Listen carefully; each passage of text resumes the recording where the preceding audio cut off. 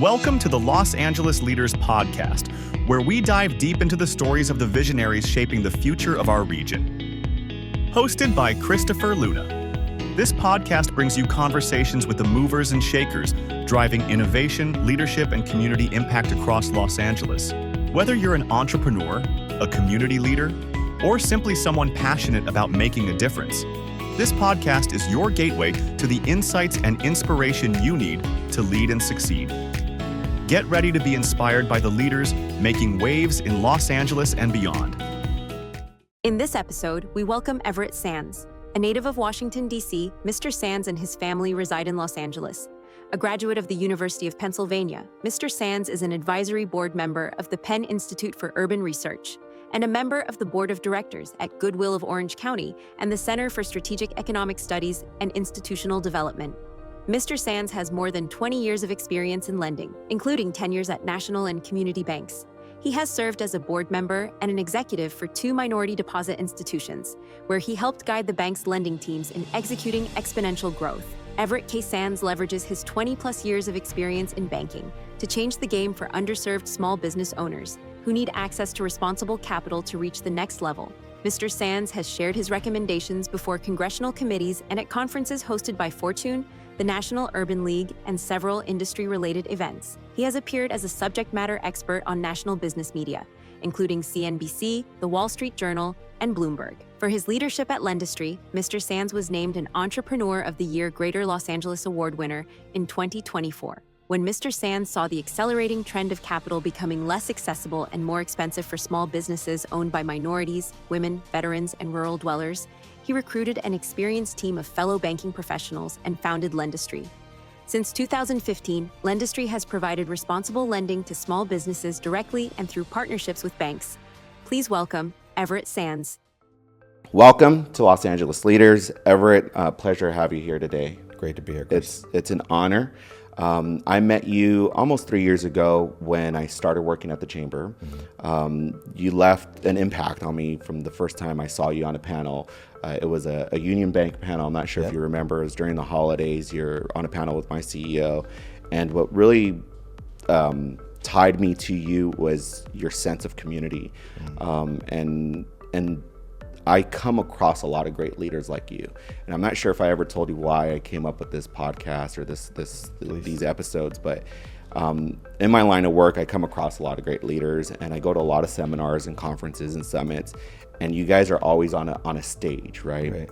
And when you're on a stage, on a panel or a keynote, you're always talking about your organization for the most part. Sure. There's not a lot of opportunities to get to know you as a person. Right. And I'm still growing in my career. And when I see and hear things like this and see you guys as leaders, I always wonder, like, how did you get there? Sure. And what's the backstory? Yeah. So I really appreciate you taking the time to come here. I know you're very influential at the Chamber. You're just awarded this last year the Corporate Leadership Award. Yep. And then just recently with the Hispanic Chamber of Commerce in Orange County, you got the Community Impact Award as well. So again, you're very community driven. But what I want to know is, how did you get there? So tell me a little bit about your history. You've mentioned that you grew up in a family business, so that always, has a special meaning to me. Yeah. So from Washington, D.C., ended up going to boarding school in high school up in New England. Went to Penn for undergrad and got into business. But the business journey started as a kid. My grandfather in the 1930s owned a tailoring shop. And the tailoring shop at that time in the 30s and 40s was synonymous, at least in the Black community, was synonymous with what we would call a barbershop or beauty salon today. So if you just think about it, you've got on a very nice suit. That experience has been reduced in terms of the time. But in the 30s and 40s, not only were you getting the measurements and everything, they were trying to make sure very everything bespoke. fits. You were like sitting there and waiting for the pants to be made or for the jacket to be made. So you can imagine you might spend a couple hours. Wow. And so, again, a tailoring shop was synonymous with community because you and I might be sitting in the lobby talking for a couple hours while we're waiting for our shirt to be made or waiting for something to be tailored. The convenience of tailoring, of going back and the week later and things like that. It came a little later. Not that people didn't do it, but it just wasn't kind of quite the moment because tailoring is an artistry. And so he had 5 different locations. He had a apprenticeship school.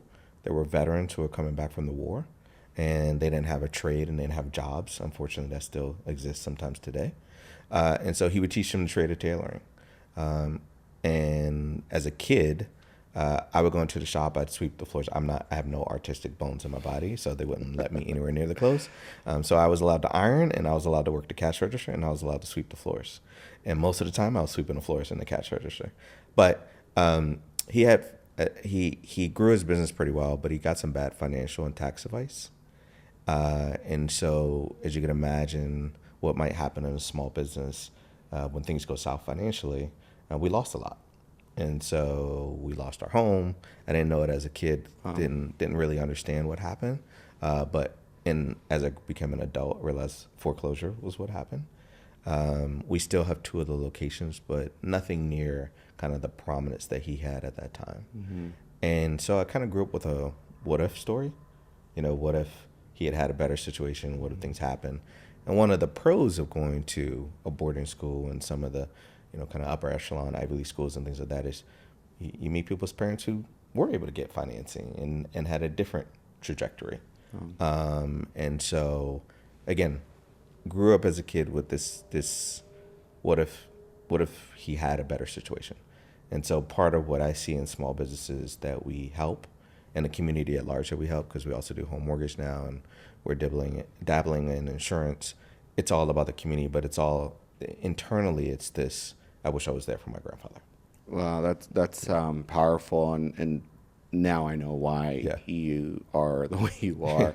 I mean, I grew up in a family business. My parents started in the early 80s, and they grew their business and multi-million dollars. They're national. They used to import a lot of product, and we had a fleet of trucks that would go all over the nation. We used to distribute mostly Hispanic goods.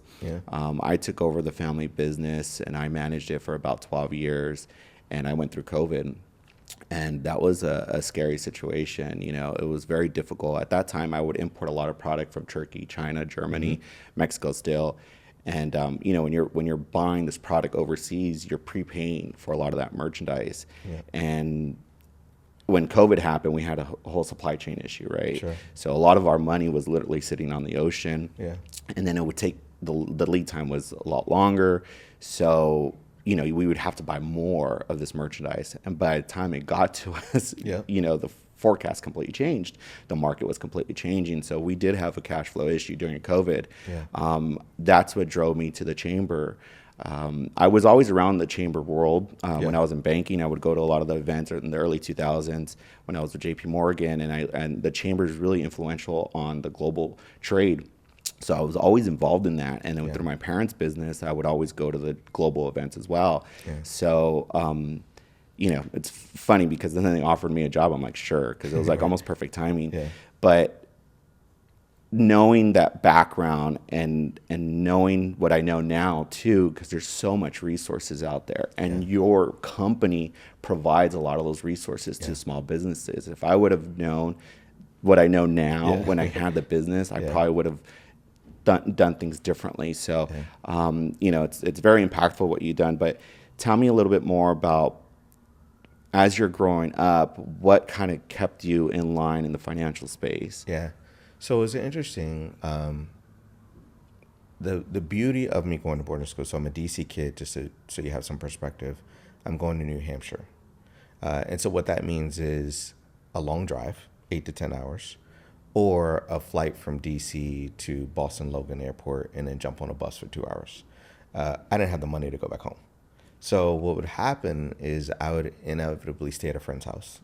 I don't know how you grew up, Chris, but the way I grew up, like, my mom was very strict on rules. And so, as you can imagine, I'd go to some friend's house and the parents would be there and they'd be talking. And these are generally fairly well-to-do. And the kid would be like, oh, whatever, I'm out. But we're sitting at a table, an adult's talking, and I'm so afraid that they would call my mom that I just sit there. And so what comes from that is a lot of lessons from people who have failed and succeeded, most recently succeeded because of where they're at. But it started to teach me about finance and started to teach me about business. So now I've kind of got the family experience of having worked in one and seeing what's going on in my family dynamics, and literally the complete opposite in terms of how they've weathered a storm or leveraged finance and different things like that. And so I then, in high school, ended up going to Japan for 2.5 months, Wow. which is a completely different kind of financial structure. In high school. In high school. It's effectively a social structure where you're born really dictates what you're going to do. But my host family happened to work in the U.S. and then come back. Oh. So just interesting perspective. My host father worked at Mitsubishi. And so now I'm getting this kind of worldly example of how finance is done. Again, completely different in the U.S. system. I end up going to Penn. And Penn, as most people know, because it has one of the best business schools, if not the best, in Wharton, inevitably that trickles into the undergrad school. So I was actually pre-med, but I threw parties because I needed money. And so I had 3 jobs. I worked cleaning fish tanks. I worked at Banana Republic. And then I also was the kid in the cafeteria. So I hustled cereal. Hopefully that doesn't get me in trouble later in life. But so you can imagine I had this kind of entrepreneurial spirit, but mixed with just needing to pay for school and different things like that. And so these lessons that, if I'm being honest, in high school I didn't really understand, are starting to slowly materialize as I'm understanding money better and understanding need for money. So always pretty much a saver. But I started to, one of the things that was very interesting to me when I was a kid was that everybody was into real estate that I had met that had money. And so started to try to buy real estate very early at like 21 years old. Wow. Then started to get into finance. And the first thing I learned was actually the economics of financing related to home buying and real estate. That then led me into trying to understand kind of the finance of business. And how businesses work, which is much more complicated than real estate. Real estate, generally speaking, no offense to anyone, is fairly easy. But at the end of the day, you generally have, you have the revenue side is the income from the tenants, and then the expense side, again, fairly easy in terms of utilities. Very and straightforward. And things like that. Yeah, pretty straightforward. But it was a good entry point for someone who was a novice at finance to start in real estate. And since that time, I continue to invest in real estate to this day. I've been an investor in real estate 25 years. But really, I like complex problems and I like to solve things on kind of the professional side. And on this personal side, I still had this kind of like thing that was kind of, twisting kind of at me in the side. My parents are also entrepreneurs and different things. So I've grown up around entrepreneurs my whole life. But that kind of going back to the family history and the legacy of the family history kept being that thing that drew me into finance. What do your parents do? So mom's a lawyer, had her own firm. Entrepreneurship? Yeah, entrepreneur. Lawyers are... Dad's a doctor, got into entrepreneurship. Entrepreneur. Probably a better doctor. Than an but they're self-employed. A lot of doctors and attorneys are small business owners. That's right. And my dad, I think, probably should get some credit in terms of leading me into my shift academically. So I was pre-med and then ended up majoring in Japanese and again into econ and entrepreneurship, all these other classes that I am taking. But it was my dad who was like, get an MD, MBA. And what happened is, one night I'm studying organic chemistry and the friends that are in the business classes are like hanging out. And I'm like, that's much cooler than Orga. So again, he kind of, I think, the thing that my dad did is he gave me that freedom to explore, and then curiosity and everything else took me the other way.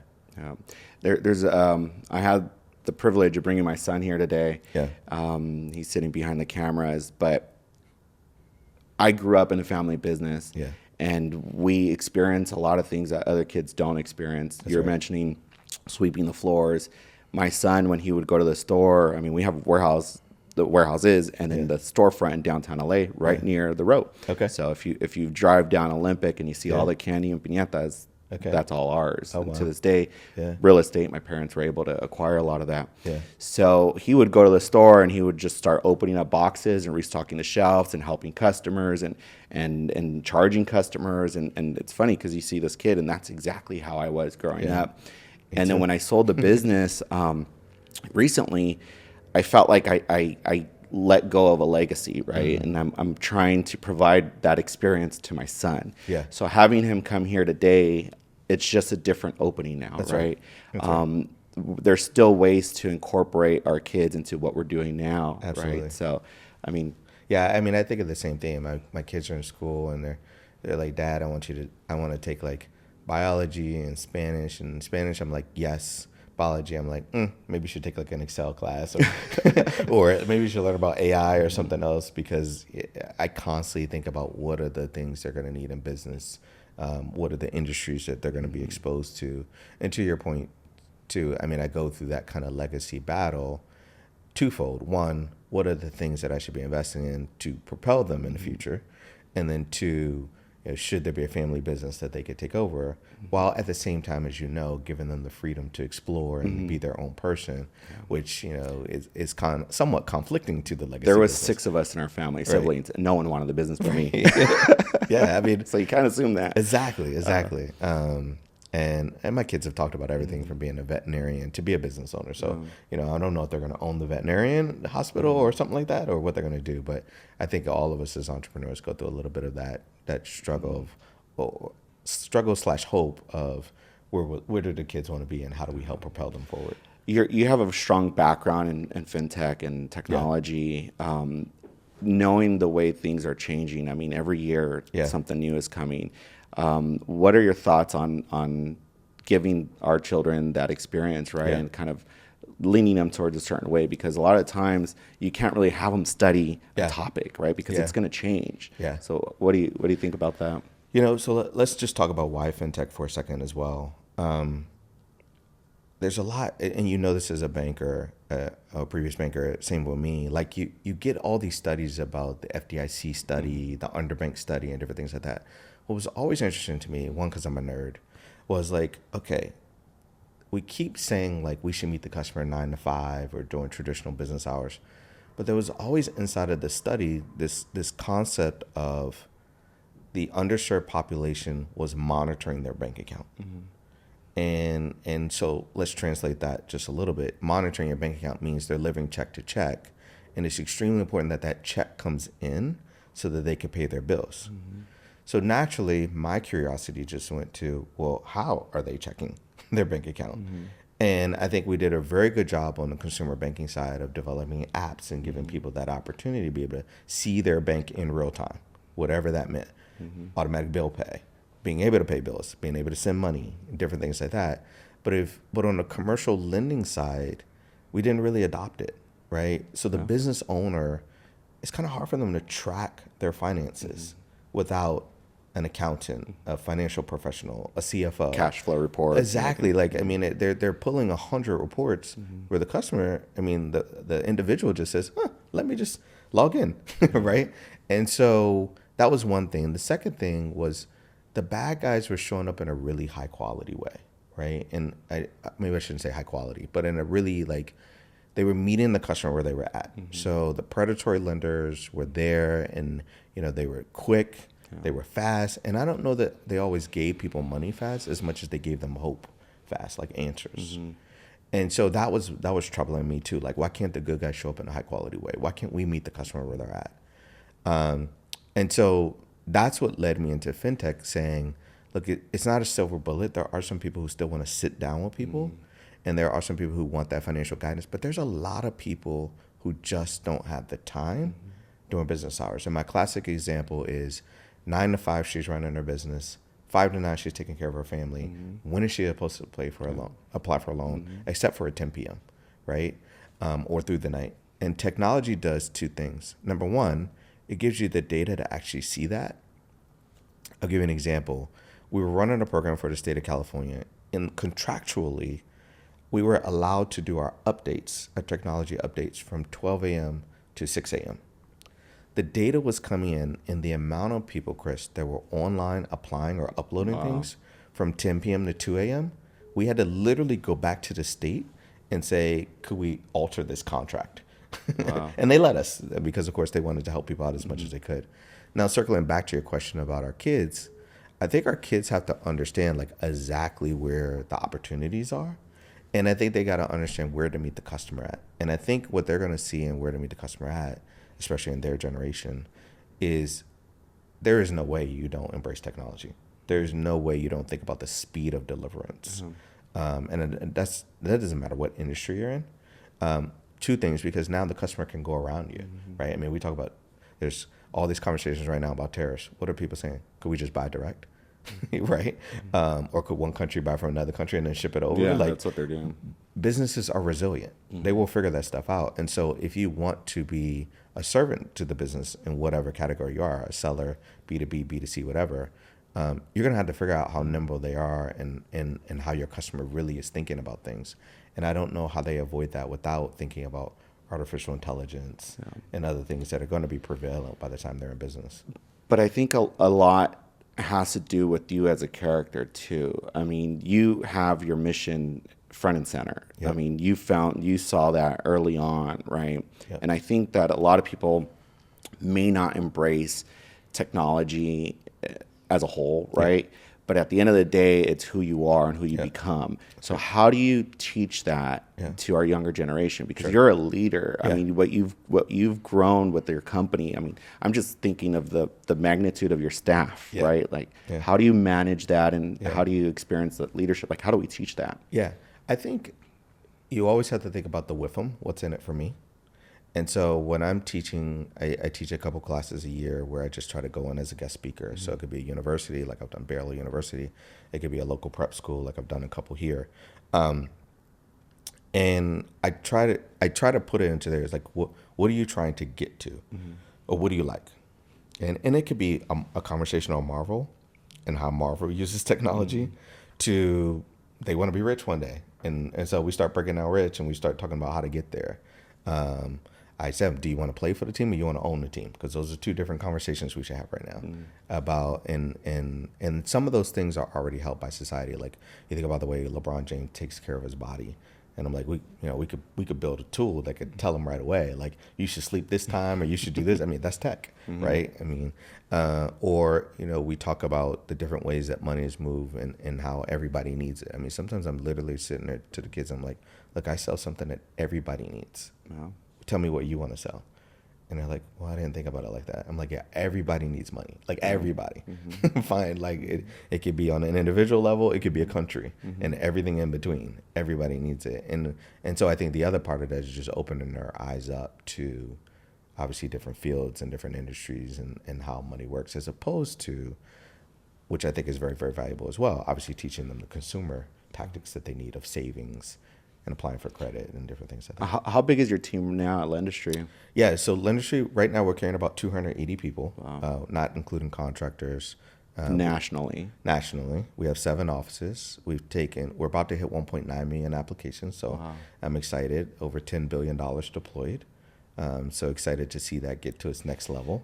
Lendistry was founded in what year? 2015. Okay, think about that. Yeah. That's so only we're not quite at 10 years. That's only 10 years. I know. Like, how did you grow it so fast? Yeah. And how do you assemble the right team? Because a lot of issues in a company, any company, is team and managing a good staff.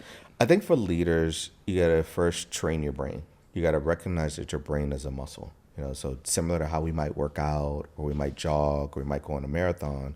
We really have to start thinking about our brain that way. The brain never sleeps. I'm going to get a little scientific on you on my pre-med, but there's something called a reticular activating system. And you can literally train it, good or bad, to do what you want to do. I'll give you an example. You buy a car, and all of a sudden you see that car everywhere.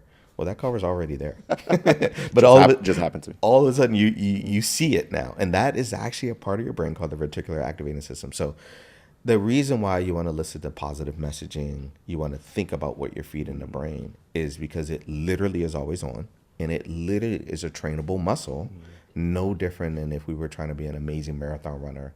We might jog every day, or we might do a half marathon or 10K, 5K, or whatever beforehand. So the first thing I would share is to start as a leader thinking about what is the training exercise you're putting your brain through. And I think positivity is really, really important just because of the world we live in. And I think the other thing that's really, really important is listening to other people who have overcome big challenges. Now that's going to take me to my next thing. Add a zero. So whatever you want to do, just add a zero. What do you mean? Just keep it simple. Like, hey, I want to make this amount of money, add a zero to it. I want this revenue, add a zero to it. And believe it or not, and you see me say it casually. So when I'm asking for $1 million, it's just you should ask for 10 million. I firmly believe it because, one, as minority individuals, we have been taught to go completely the opposite way. It's true. And we have to recognize that. Like, someone has taught us historically that we are lesser than. And if you are a minority woman, it takes it to a whole nother level. But with someone constantly teaching you that you're not qualified, what are you doing to balance your brain to say you are qualified? And then what are you doing to balance your brain to say go completely the other way? And so I try to keep it real simple. Again, I just say add a zero. And then people are just, they'll freak out. Like when I remember when I was talking to teams like, oh, we're going to do $1 billion. And they said, whoa. You just skipped over 100 million. I was like, well, honestly, I was thinking 100 million. I just added zero. Wow. Right. But I think it's important because, again, now let's go back to the brain. If you teach the brain to look for something similar to what you do when you get that car, it starts looking for opportunities and it starts to think about that. And I literally do that, whether it be the team member I'm looking for, the opportunity I'm looking for, the location we're thinking about. I put it to my brain and say, you start working on it first. This is what I'm looking for. Mm-hmm. And then, some people will say the universe opens up. Some people say, God, I just think, honestly, just train your brain. And your brain starts to say, just like, oh, I just bought that new Honda Accord and you see 100 Honda Accords. Your brain starts to say, oh, that person you're looking for is right here. You just didn't see them, or you didn't notice the skill set, or you didn't notice the opportunity.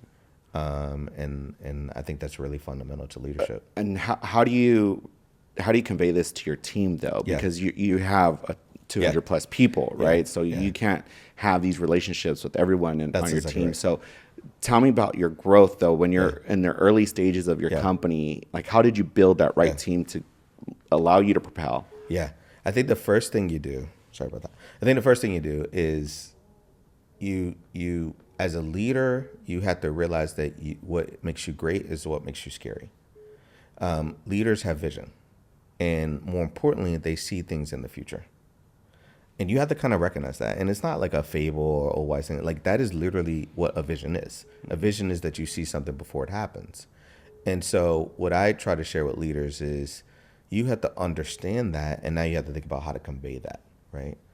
And when I talk to a team, there's a couple of disciplines. The first is team structure. So a leader should only manage 8 to 10 people.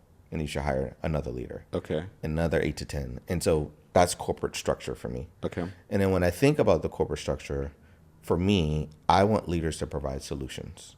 So I give them the vision, they go out and their job is to execute, and then I'm asking them for solutions. So I try to include them in that thought process. Mm-hmm. So right now, literally, I'm talking to the team about something we're going to do 3 years from now. And I'm saying, this is how I think we should execute it. Now you start to go and you process it and you bring it back. And leaders are in different forms. I mean, I have some leaders that are like, if it is not blueprinted A to Z, they literally freak out. And so I'll sit down with them and say, I'm about to tell you something. You're about to freak out. and we have like this go, but we've done it enough times. The first couple times, it takes them a while. But you trust them. I trust them. Right? I mean, I think a lot of leaders have a hard time trusting. Yeah. Well, I do a couple of things. I try to find people who've been there before. I'm not afraid to hire consultants who've been there before to support my leaders. And then I try to hire leaders that are better than me at an individual craft. So if I think I'm really, really good at sales, our sales leaders generally, almost all of them, had a higher position at a bank than me. They were higher up in terms of title and in terms of number of people that they manage, because I'm trying to project where the company is going as opposed to where we're at right now. Same thing that I do with our CFOs or anyone that's inside of the company. I'm saying, look, your job is to put us in the right place 2 to 3 years from now. And if for any reason you have kind of outlasted yourself, then you got to go hire the people underneath you who are also farther along. Mm-hmm. Another way to say it is business is actually very simple if it's growing. So let me put it in common terms. Let's take an individual. A business that is growing is an organism. Mm-hmm. It will eat you alive if you let it. So, and I tell people this, and I say, okay, let's just treat it as if we're just like we're people. would you wear the same clothes that you would wear when you were 3 years old, when you're 10? And they're like, no way. And I'm like, when you're 10, when you're 20? They're like, no. I'm like, okay, well, that's the business. The clothes are the infrastructure, the tools, and the leadership. Good metaphor. So if we don't figure out a way to change those clothes, the business is going to eat you alive. And then what happens is you have to move on. Now, I think business leaders have to have this conversation up front, because there are good people who only feel comfortable in a certain segment. Said differently, you're building your business to $100 million. So from 0 to 20, that could be an amazing person. But as soon as it gets from 20 to, say, 50, they're uncomfortable. They're outgrown. Yeah, because they feel very, very good. How do you have those conversations with them, though? Have it as up front. This is where I'm headed. This is what my plan is. Where do you think you fit? And some people, again, Because I mean, you're a new company, really. So I'm sure right. you've had plenty of those conversations, Plenty of right? those So how do you rotate your leadership and make sure that you're loyal to them at the same time, because they've been loyal to you? Yeah. Do you just reposition them or realign them, or? I think it starts with you first as an individual. I'm very, very comfortable with change management. Now, when I was a little bit more junior in my leadership journey, I would take my watch and I put it on the other wrist. Like, I try to do little simple things that make me super uncomfortable. And like, if my legs are folded, I'll fold the other way. And it would be like, I got to sit there for 5 minutes with my leg the other way. And it's not natural for me, right? Change my routine, change how I try to work. I was really, really focused on like how to get myself comfortable with change. Then I go to the leaders and I literally kind of practice the same thing. So we have the conversation. I've told them up front, they understand where we're headed. And then I try to get them comfortable with change. And what I have found is that for some leaders, it works. They are very comfortable. I mean, many of our leaders have people technically underneath them that are rock stars. And as we grow the business, that rock star ends up running a department.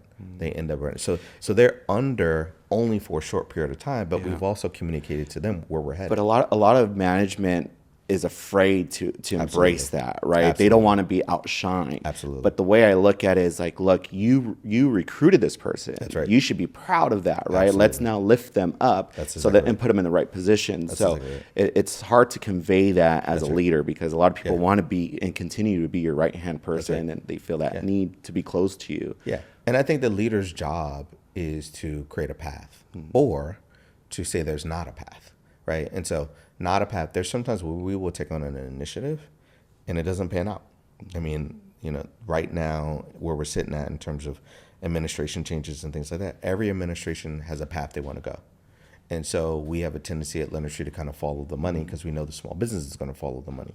But if an administration shifts, the money will shift, right? And so generally we're gearing up a department, or we're gearing up something, we're saying, look, we're going to go this way, and then it shifts, right?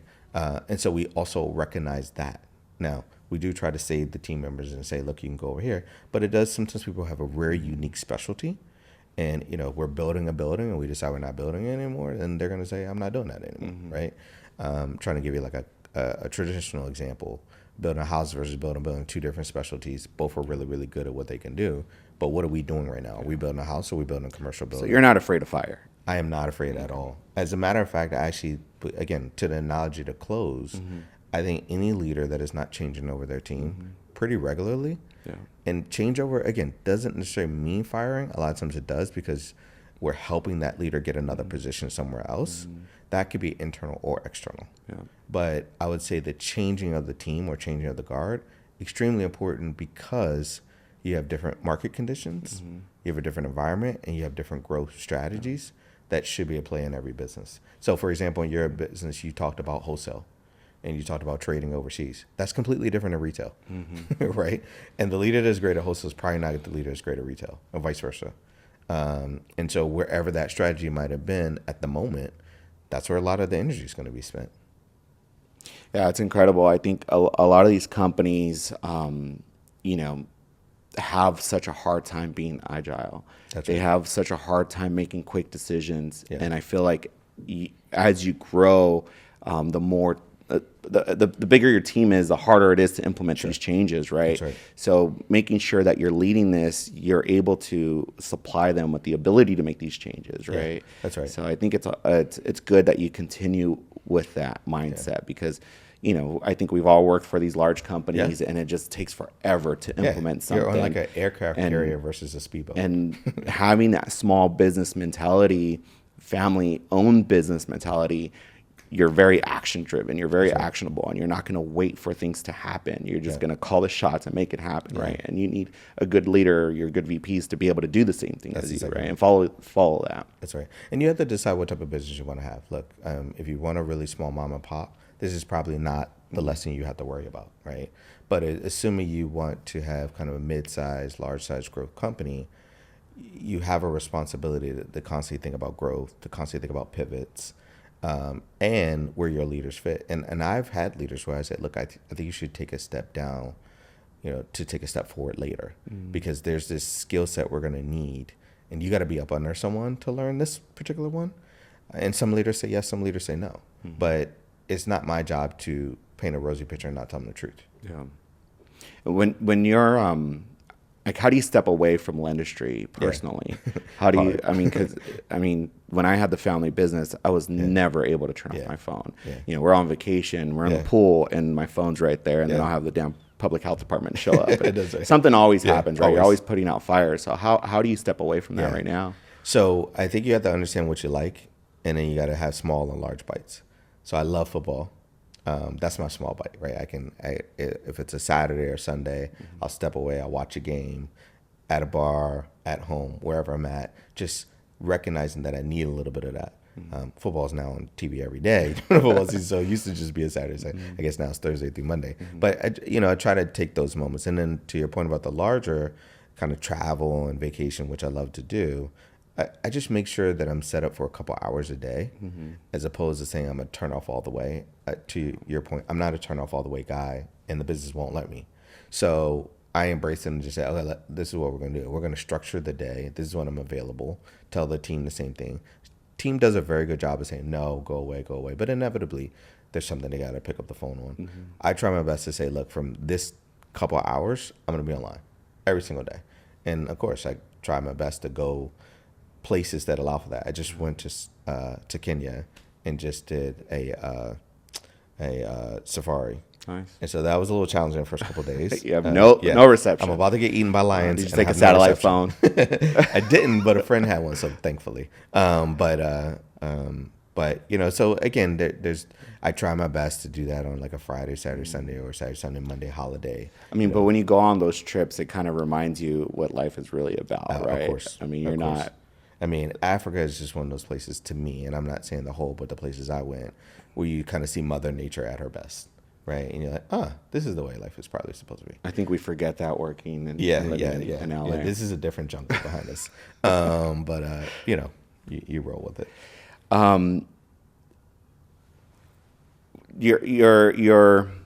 You're pivoting right now.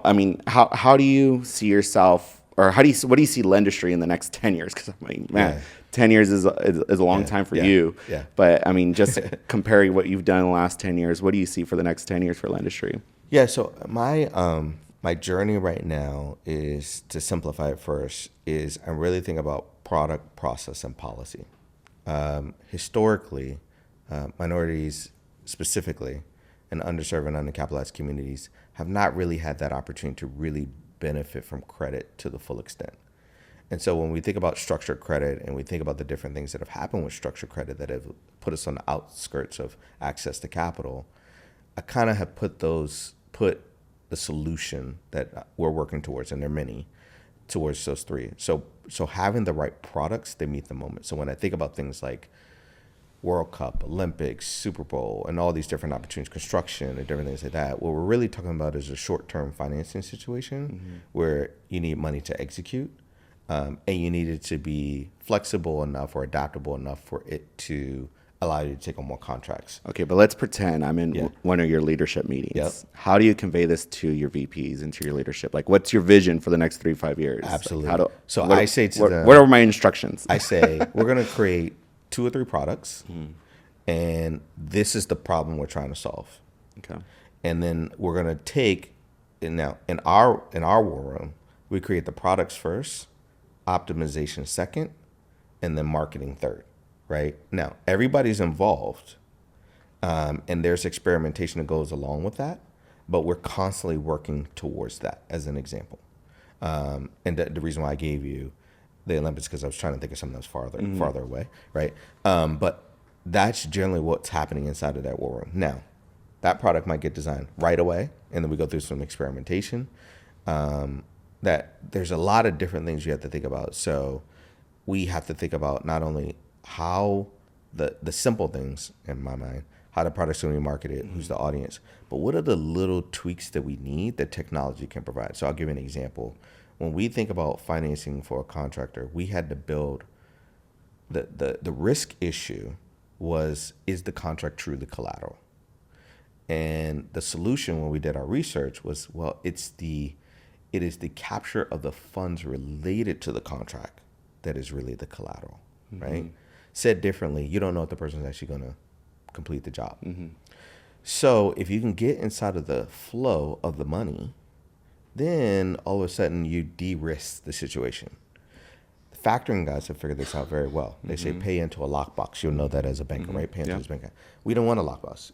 It's to us, it's a lot of paperwork. It's extra costs. We're trying to benefit the small business. We're thinking about mission. So what we did is we created a virtual wallet. Virtual wallet, you've seen it before in Venmo and PayPal and Cash App. Said differently, a business is not sophisticated enough sometimes or big enough to go out and get like a deposit account control agreement or something like something that takes a legal structure inside of making. You get what I mean? I get it now. So now That's smart. if you created if you created the opportunity for a virtual account, like an account they can't see, but it is separate, and you can control the money through that account, and we're talking about creating something in milliseconds, not really transparent to the customer. But what it allows us to do is now have a risk-based structure. We can literally, in our technology, we can create 500,000 accounts in an hour. Wow. So just, I mean, we're not there yet. So, I mean, in a digital world, so I'm thinking to myself, okay, so my payables, if I'm giving this, Zelle account or whatever, and it's managed by Lendistry, so they're able to secure the collateral, right? That's whenever right. the loans is similar. So, I mean, similar to like a lockbox, basically, exactly just right. digital. Wow. Okay, that's cool. But again, and again, I'm not necessarily expecting everybody to understand it, but the punchline is more access to capital to those who for this little thought process wouldn't have had access. I'm just thinking of Treasury. Here in downtown, we had a cash and carry, right? It's, Sure. It's a storefront where businesses would go, usually C stores or small food trucks would go and buy merchandise wholesale. And a lot of it was cash-based, right? That's right. So instead of running to the bank all the time, we would have our Treasury safe deposit box. I forget what they call it there, but you would deposit the cash into the vault, and that's in the store. Back in the day, you would have to wait for the armor truck to come pick it up, make the deposit. Right. So you literally got that concept and digitalized that. That's right. Now, and then to the second thing, process. How do we make it easier on the business so they don't have to wait for the armor truck? So someone doesn't have to count out the money. So we can put it in the digitized format. But more importantly, they could automatically report it to us, and we could send them a text that says, you need more money. Boom. Or send them education that says, your business is growing. This is what you do when your business grows. Your business is not doing well. Your business is suffering. Or equally you as catch important, it fast. That's the thing, is you're catching those issues fast. Instantly. Because, I mean, like our business, you're waiting until your tax returns are coming due, and you're like, man, this year was horrible, or this year was good. I mean, sometimes they're good years, but you're trying to position yourself so your liabilities to your taxes are to your point. I mean, that's part of to your question of the 10-year roadmap. I want to be at a certain point where we have, whether it be apps or whatever the latest technology is, we're delivering this information in real time to the business owner, so the business owner can pivot. That's not the best customer for me. That's not the best revenue source. That is the best revenue source. We get paid more on Tuesdays and Wednesdays than we do on Thursdays and Fridays. So I need to shift how I'm doing something. I want to give them all of that data and all those tools and that information up front. There's a lot of videos and interviews that you've done that talks about your partnerships with banks. But if you can give me just like a 1 minute for those who haven't heard that, but you work a lot with banks. So I think when when you're part of the banking system, you start to realize the things that banks don't do, generally because of operational efficiency, right?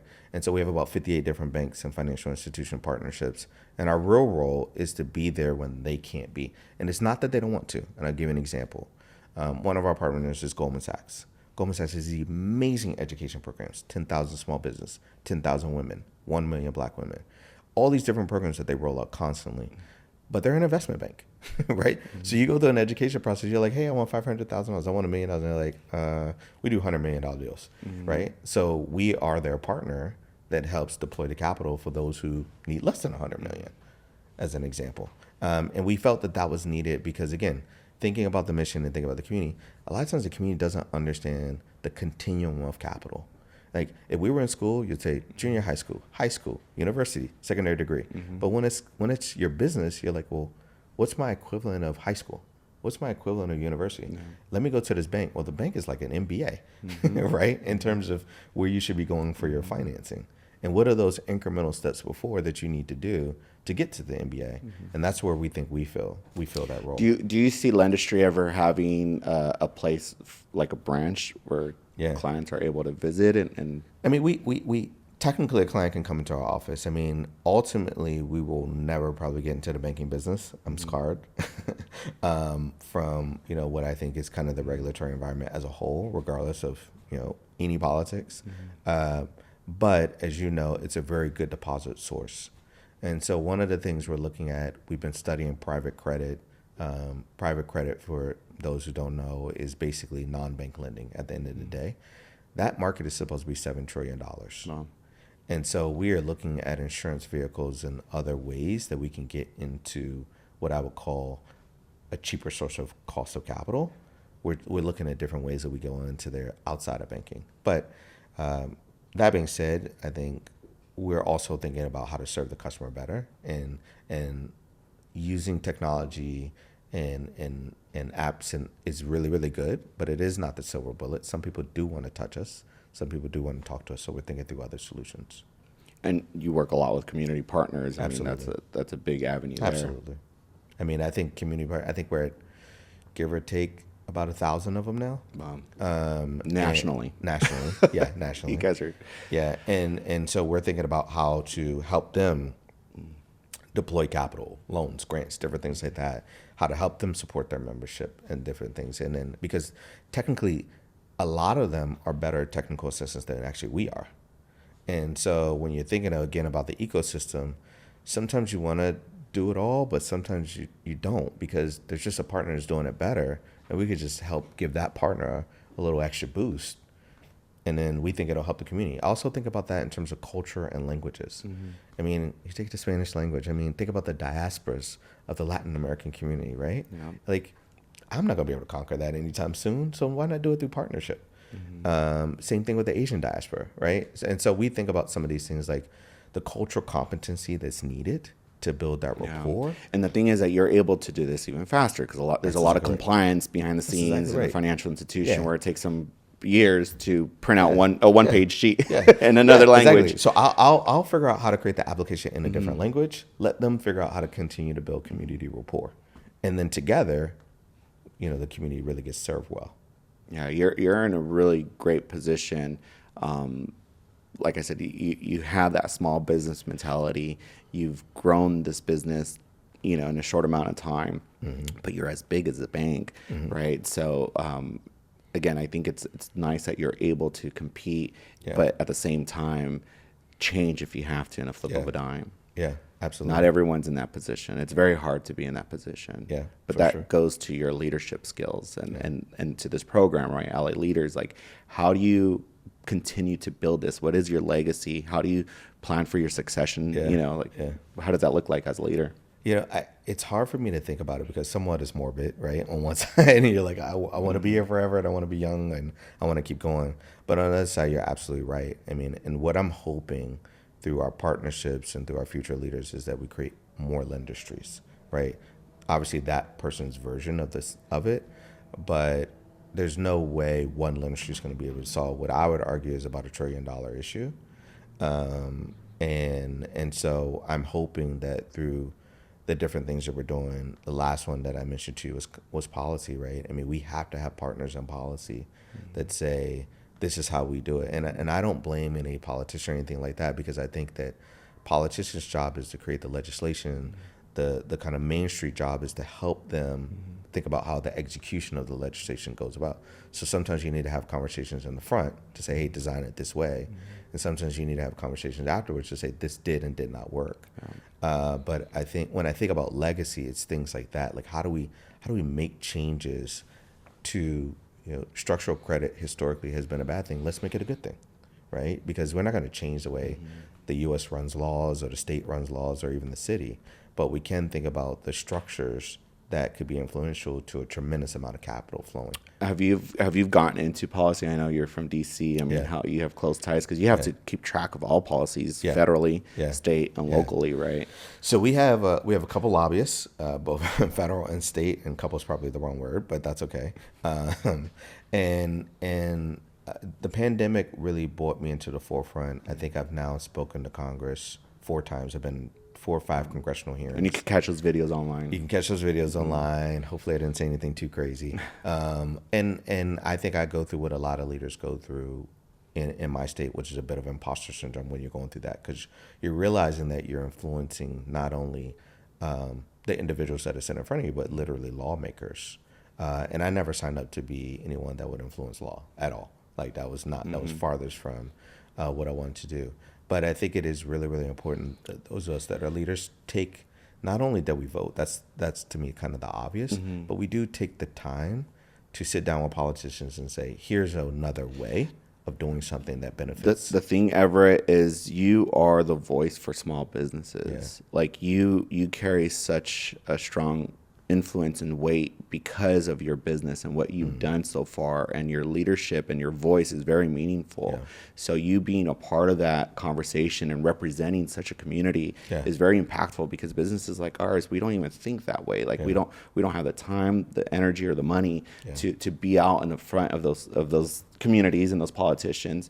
So it's nice to have you as a partner in that sense, because I mean, most of our city is built by small businesses, right? And, always. And you being in the forefront is important. So Thanks. Thank you for everything you do when it comes to that, because and definitely continue doing it, because we need that voice. I appreciate it. We in every level, right? I mean, look at Los Angeles right now. We're going through a lot.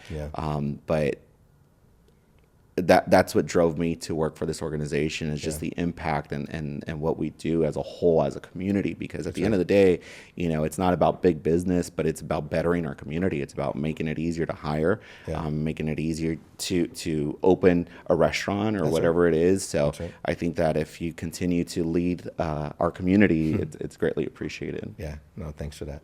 I plan to. Yeah, definitely. Going back to kind of the horizon, you mentioned that you're thinking, or I'm not sure how close you are, about doing a podcast, and you're calling it Small Business Unscripted.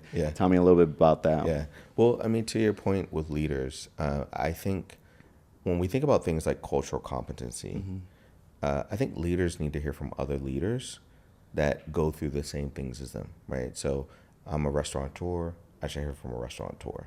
I'm a woman-owned business that's a restaurateur. I should hear from another woman that's running a restaurant. And so the thought process behind the podcast and quite frankly any marketing is, how do we get into the fabrics of society?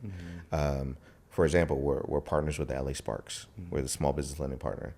Well, that deals with women inequality in pay. That deals with trying to help athletes be able to get into small business and feel comfortable that they could talk to someone that's going to give them, advice without trying to charge them or take advantage of them or different things like that. Because if we solve the pay issue, guess what? They're going to make a bunch of money. And so now they got to make sure they invest it correctly and do those things correctly. So we're trying to be really intentional, both in the messaging and in the marketing, and then obviously how we deliver on the mission. Yeah, because I mean, it's true. As a small business owner, or any organization, you're kind of alone at a lot of those conversations, and it's hard to find someone that can relate, right? So if you create this platform where you're able to discuss kind of openly like those situations and what we're going through. I mean, talking about my family business and what we went through with COVID. I mean, man, if I had you to talk to during that time, you could have advised me of something different, because in reality, we became a bank, our business, because our receivables were so high. You know, we're waiting for our vendors to pay us, and a lot of our merchandise is in the ocean. So there's a lot that I could have learned and kind of, you know. Yeah, and if you think about it as a small business owner, the other side is that, similar to what I kind of described in the application, when do you have the free time to even think about it or study it or talk to someone? And a lot of times it's really late at night or really early in the morning. Maybe you're lucky enough to listen to someone when you drive to work. And so trying to give that small business owner access on their time, which I think podcasts are very fortunate in giving them that, is really, really important to me too, because the data is saying they need it to be off hours. They need a YouTube university-like scenario where they could just listen whenever they want. And so that's really important. That's how I am. I'm at home late at night, it's 11 or midnight or whatnot, and I'm listening to something and just learning. I'm constantly learning, and my wife's like, "When are you going to bed?"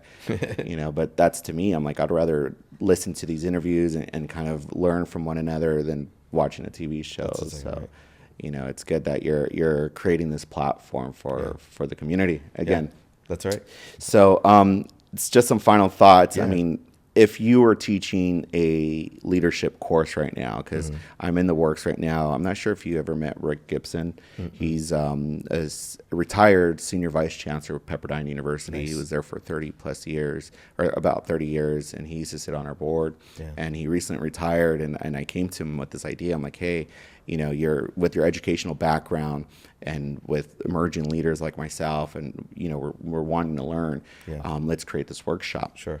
So we're in the process of doing that right now. But if you're a special guest on this workshop, what are like 3 to 5 things that you would think these leaders need to know as they're growing in their careers?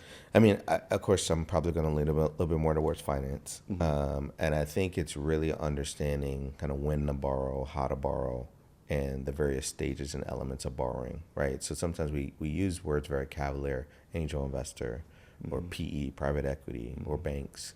And just understanding, I mean, you'll know this because you're a banker, but there's some banks that finance boats, right? And so the 3 things I tell people is you got to make sure that when you go to a bank, you ask, do you finance my loan amount? Do you finance my use of proceeds? And do you finance me? And it's not literally me. It's not like, hey, black man or anything. Like, I'm a C Corp. I'm a nonprofit. I'm a this. This is my NACES code or my industry. You know, that's the do you finance me? But as you know from banking, like, banks are all unique. There are banks that finance boats. So you walk in there, you want a home loan or you want a small business loan. And then, unfortunately, because of federal law, they have to actually give you an answer because you applied. And you get a decline, and you're like, "Oh, it's not me. I mean, it is me, and it's not you. It's because they finance boats, but there's no sign on the door that says we finance boats only, right?" And so I think when you're thinking about education, that's still a foundational misconcept for us in terms of running our businesses.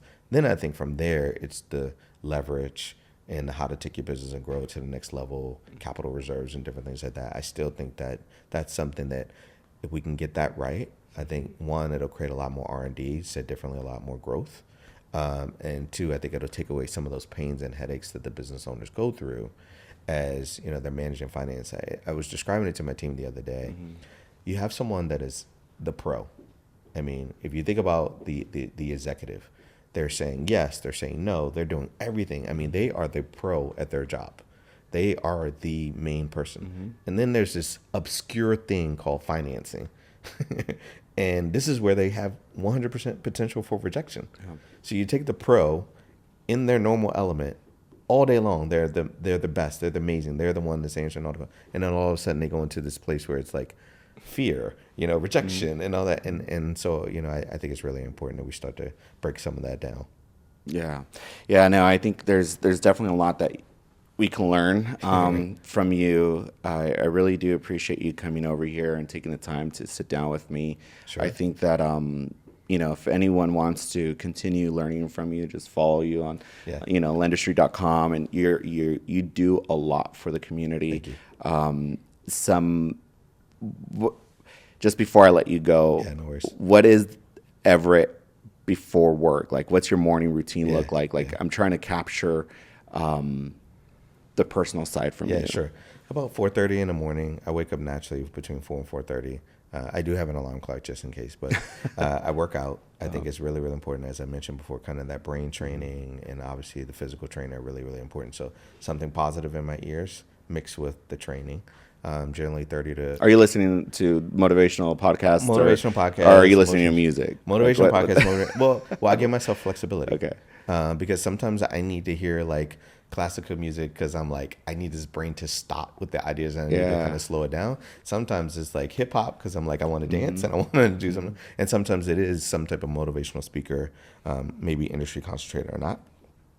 So this morning, that's what amazed me with you is you're that leader, but you're still listening to other leaders too. Right? That's right. So this morning it was motivational speaking. I believe it was Tony Robbins, Carrie Wood. I think it's Carrie Water. Chop Wood was the book I listened to for 10, 15 minutes. And then I had to put on a little Kendrick Lamar. So, so it was like all three things were going on at the same time. And then I'm trying to get into my day pretty early. So try to do emails kind of right away. I call it the fluff of emails. Like there's just a group of emails that you gotta kind of get rid of like in the first hour so you can start to get to the meat of the emails. So I get rid of the fluff. Then I get into meetings. First meeting this morning was 6:30 and then just rolls from there. Do you get your email scrubbed? I do sometimes, but I like to just touch them just because, the scrub, sometimes you never know what's marketing versus what's something real. And nowadays, because of ChatGPT and other things, they can kind of look the same, so to speak, to some of the tools out there. So I do it. I do a good 15, 30 minutes. I can do it really quickly. I've gotten that down pretty well. Yeah. So I've got all tricks. Do you have a special email for some of your VAPs that need a quick answer? It's Everett at Lendistry. Yeah, it's that's the one. Don't say it out loud. I mean, no, it's all good. I mean, I can't imagine how your inbox looks. I got a lot of protectors at Lendistry that do different things, and then hello at Lendistry if you really want to get to the team. That's the better one. Sounds good. Well, thank you again for sharing the insights. Again, visit lendistry.com. Keep an eye on your podcast here coming up, Small Business Unscripted. Again, I really value your time. I know it's not easy to get you for an hour or two from your day. Yeah. So thank you again. I appreciate everything you do for the small business community. I look forward to working with you and growing with you more. All right. I was at the Mexican consulate just this past week, and I met this company who represents a lot of alcohol brands. Okay. And they're going to be supporting an event of ours, but she gave me this bottle. It's called Tesoro Azul. It's from a very famous Hispanic artist. You'll find him, but he was all over the news and Costco and whatnot. His name is Marc Antonio Solis. So they gave it to me because they knew I was going to meet with you, and they wanted me to give it to you. Okay, I appreciate that. So a little thank you gift for showing up. That's nice. And for being with us today. So thank you. I'm curious to see how it tastes. So maybe one day we'll drink it together. But if not, we'll get another one. I appreciate that. Thank you so much. Thank you again. Thank you for joining us on this episode of the Los Angeles Leaders Podcast, hosted by Christopher Luna.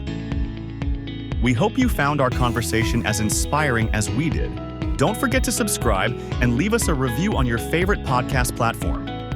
Your feedback helps us bring more of the content you love. And be sure to follow us on social media for updates, behind-the-scenes content, and to join the conversation. Until next time, keep leading, keep innovating, and keep making a difference.